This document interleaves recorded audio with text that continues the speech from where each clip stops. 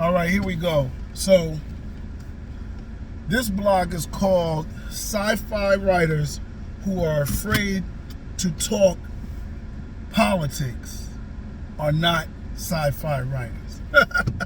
Let's get in. All right, today is a different world for a minute than we've been living in for maybe, I forgot, was it 40 years? With this battle for abortions, right? Abortion rights for women. Pro-choice has lost to pro-life. Now the fetus, at whatever stage of a fetus's life, is now considered a human life, right? By the federal court of the United States. I'm going to get into that, and I'm also going to get into gun rights, because the two laws are being changed as we talk, right, in different ways. Okay, so let's get into this abortion rights, right? Yeah, I'm a pro-choice person. Okay, I even had approved or gone along with a girlfriend that I had when I was in college to have an abortion. So full disclosure, I'm already voted in the conversation, right? We both agreed we didn't want to bring a child into a world that we were not prepared for. However, we had engaged sexually, and I continue to engage sexually. For me, I had been using a condom since I lost my virginity. So I'm from beginning to end. I can count the times that a condom popped, when there was other types of malfunctions, on one hand, right? And I'm not I had, an active sex life, right? Whether it's with girlfriends or casual acquaintances, right? So that's me, right? So now they've changed this to the point where now people can't have engagement, in a sense. They can have engagement, right? But now they're also trying on the table is banning condoms, right? So when we think of what a condom did for society, it actually made casual sex a real thing, because prior to that, people really had to get to know the person, or they risk disease and they risk pregnancy. So between the two, it is very hard to have casual sex and not risking things. Sure, you have the rhythm method and you have other types of methods, but even those were never as effective as condoms, right? As condoms.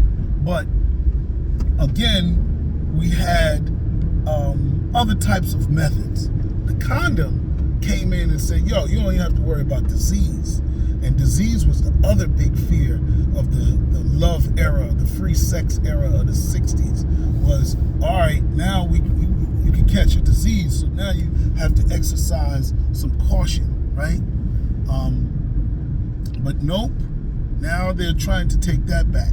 And so for me as a science fiction writer, I am dealing with the reality, but I'm also speculating about potential future scenarios.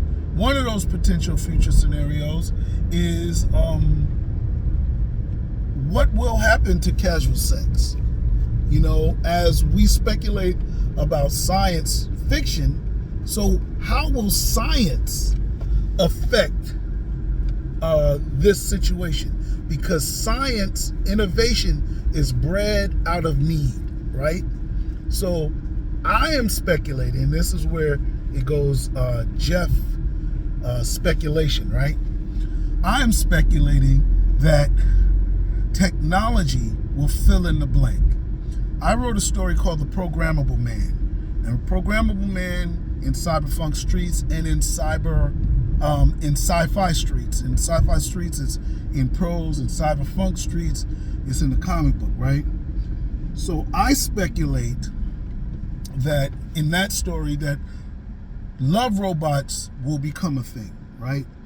Security robots will be converted into love robots, and they will fill a void.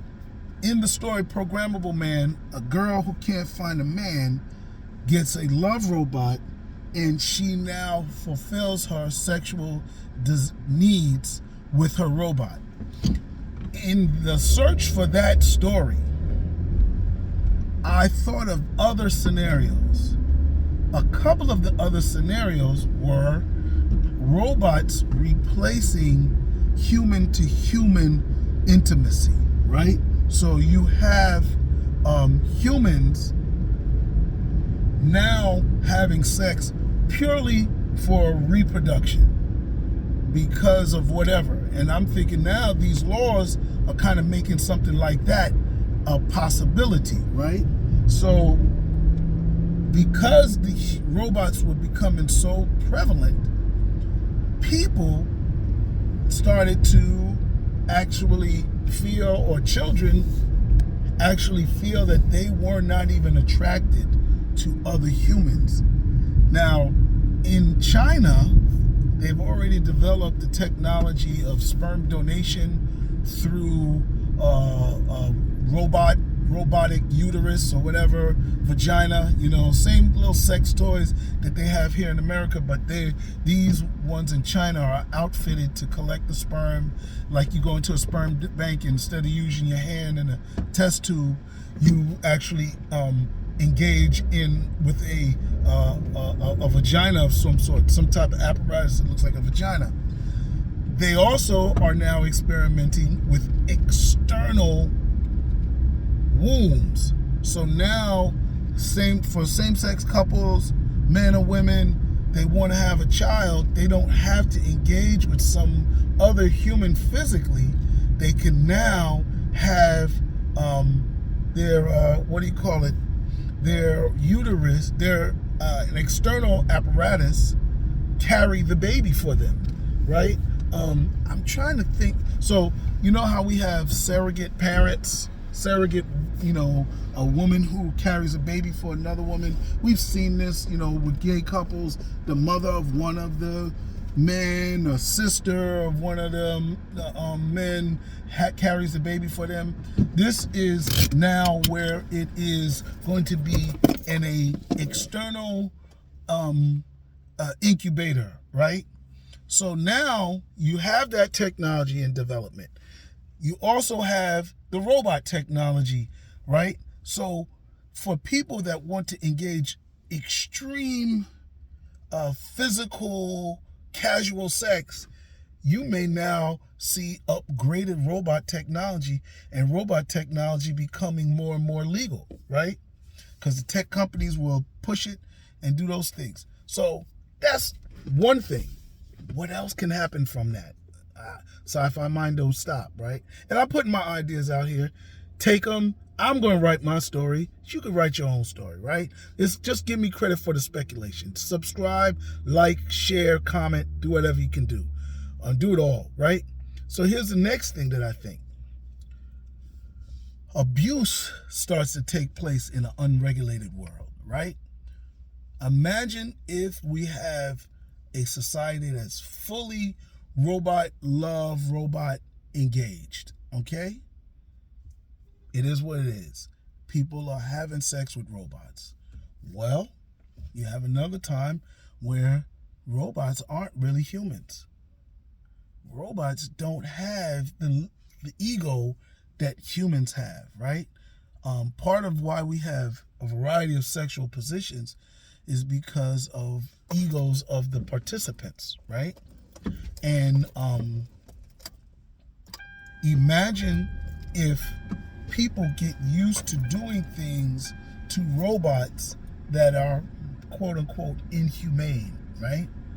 But they get used to doing this. So now they can do it to other humans, or when they do engage with other humans, they attempt it with other humans. This is like, a guy is sleeping with like free, I don't even know how to I don't want to glorify it, and I don't want to say derogatory. Somebody that is very sexually liberated, right? If I want to use that term. And then somebody who is very sexually conservative. They may come back and say, hey, would you like to, or they may try to go anal. And other person will be like, what? And they've been doing it with other women, right? Now, they've offended the one person. So now, with a robot, they're not going to say no. You pick up this different behavior. So there's another element on that. I don't even want to go so deep because the deeper I get, I feel like I can lose people and it can be a little harder to explain. So I want to keep it a little rational, specifically because this is a broad audience. You are tuning in to a sci-fi express lane, so I have no problems being science fictionally expressive, but I don't want to go too deep. So let me just leave it there. So that's what I think, when it comes to like this restriction on abortion and this potential threat on condoms. For the Christian world, yeah, it's beautiful to think that now you take condoms out of the equation, you take abortions out of the equation. Now you're gonna get people to not have casual sex, right? Now they're gonna take marriage and sex more serious. Out of your mind. I think our country is too sexually crazed, and they will find a way to continue to push to do what they want to do, right? You can't, to me, you can't legislate morals. You have to socialize people's morals, and you have to win that argument and that debate. So you can't shove your morals down somebody else's. You can't legislate them. You have to argue and you have to reason. That's how people change. So these laws may be well-intentioned, but the people that they're talking to are not going to respond favorably, in my opinion, because they're trying to push their morals down somebody else, force somebody to follow their morals, rather than sit down and talk to them. All right. I don't know if I have time. I'm going to try it anyway. I said at the beginning of this, I was going to talk guns and technology. Well, let's see. So I'm back and forth on gun rights, right? As a person. I don't have a gun. My father had a .22. My mother got rid of it. I think possibly as he got older. He certainly had Alzheimer's, but he wasn't in a position to even use a gun when he had it. But maybe that might have been the reason. All I know is I remember him having it. When I cleaned out the house after they passed away, I found the case. Anyway, guns are technology. Guns are what equalized physical ability and differences. Now I got a gun, I can go up to the biggest guy. I can be Haitian Jack, right? And take out the biggest guy on the block because I can't fight him. I'm not going to learn how to beat him. I don't even want to subscribe to that level of Mike Tyson discipline to be able to beat this guy. So now I get a gun, I can be the big bad guy on the block, right? So now we are in a position where we have a gun rights debate. Do we allow citizens to have guns, or do we not allow them to have guns? Can you carry them? What do you need a gun for is the ultimate question. So here's my answer. We need it, for me, I still agree with one of my partners, my friends. He says, there's crazy people out here. Crackheads, methamphetamine, fentanyl. People will break in your house just to get a toaster, right? And I believe that's possible. The house burglars that want to steal your jewelry, I already believe they don't want to come in when you're there. So a dog and security cameras and all that is like floodlights. That's a deterrent, right? The alarm, all of that is there. Guns, the reason why we have this Second Amendment is because American citizens coming from places like Great Britain, which we were a colony of, were not run by government. republics. They were run by monarchies. And the king and queen didn't care and didn't allow you to vote. So they ran you with dictatorship, right? A dictator is even different than a king and a queen. But so they were, as Americans, fearful that the government would make and take over stuff. That is over. The government has so much weapons, no matter what kind of gun you could buy, you can't defend yourself from a governmental takeover. Few police officers, not even close. With body armor, they're going to get in if they want to get you. So that's, to me, foregone. But that's the reason why they have it. Now people want to say, hey, I need a gun for personal defense on the street. That's one thing. I don't think that's the case. I don't think you can do that. I've been robbed at gunpoint. Me having a gun wouldn't have changed me getting robbed because the dude snuck up on me and put the gun to my shoulder. I think, like I told my friend, having a gun in her purse probably would give her a false sense of confidence and make her do something to get him to pull that trigger, and she would have got killed. So, Ricky, what's he going to do? He was Boys in the Hood. He's walking. They got a gun aimed at him. What is he going to do? Try to pull it out? No, he's going to get shot quick. You understand? So this isn't, the Wild Wild West where somebody says, take 10 paces and we turn and shoot. No, and even when that happened, people cheated. So we using this gun mostly for home protection. Technology, to me, is another great equalizer. It's the same thing what cameras did with racism. We got body cameras, we got phone cameras. George Floyd's people is going to jail because of the camera phone.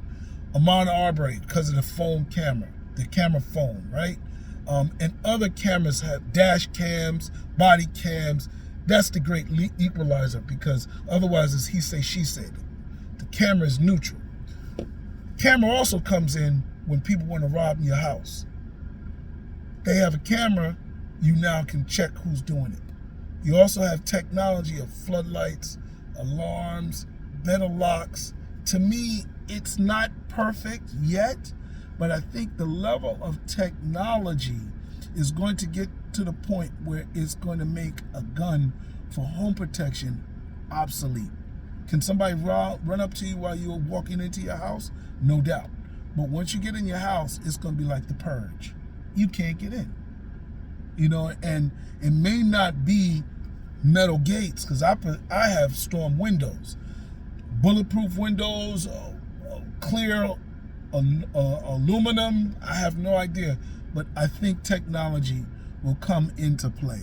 Now, for a sci-fi writer, right, that's my sci-fi speculation, I will find a story that these things fit into. And I just wanted to show you that, science fiction writers have to think about the things that go on in our world politically, because we do the what if this goes on, and how did this happen, right? How did we get here? Those are the major questions that science fiction writers have to answer. And there's nothing more important to the world than the politics of the world, the way the world is run. So if you're afraid to talk politics, there's nothing you can talk worth anything, because politics impacts every aspect of the world. So if you're an apolitical science fiction writer, in my mind, you're not really a science fiction writer. All right, touch base with you later. Peace.